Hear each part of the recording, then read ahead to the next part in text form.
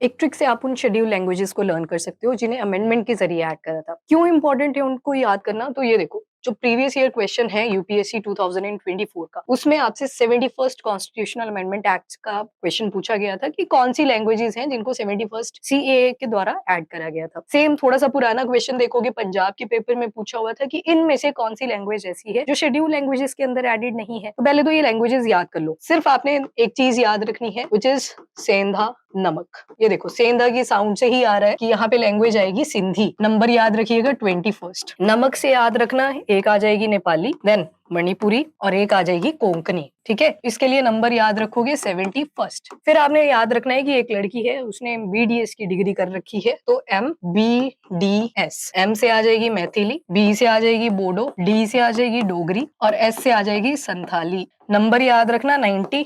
अब देखो अमेंडमेंट का नंबर कैसे याद रखोगे, 21st plus 71st is equal to 92। तो ये सारी आपकी जो कॉन्स्टिट्यूशन के अंदर शेड्यूल नंबर 8 में जहां पे ऑफिशियल लैंग्वेजेस का मेंशन है उससे रिलेटेड है। तो ये देखो, 1967 में सिंधी ऐड हुई, 1992 में नेपाली मणिपुरी कोंकणी और 92nd में मैथिली बोडो डोगरी और संथाली। ये क्लासिकल लैंग्वेजेस से डिफरेंट है, याद रखिएगा। वो टोटल 11 है जो मैंने आपको पहले ही करवा दिया था। अब क्वेश्चन को सॉल्व कर लो। पहला क्वेश्चन है पंजाब वाला, जिसमें पूछा कि 8 शेड्यूल में कौन सी नहीं आएगी। तो अभी आपने देखा Maithili 92nd, Nepali 71st, Santhali 92nd, तो भोजपुरी तो यहाँ से अल्टीमेटली कट हो जाएगी। जो ऑप्शन रहेंगी वो भी अमेंडेड लैंग्वेजेस वाली ही रहती हैं, क्योंकि जो टोटल ये 22 शेड्यूल लैंग्वेजेस है, ओरिजिनली 14 थी, उसके बाद अमेंडमेंट के जरिए बाकी ऐड हुई थी। देन अगर यूपीएससी वाला क्वेश्चन देखोगे तो 71st की पूछी थी, तो उसके लिए नमक याद होता, तो यहाँ पे नेपाली आ गई, मणिपुरी आ गई, कोंकणी आ गई। तो आंसर मैथिली याद रखिएगा, ये 92nd के जरिए है।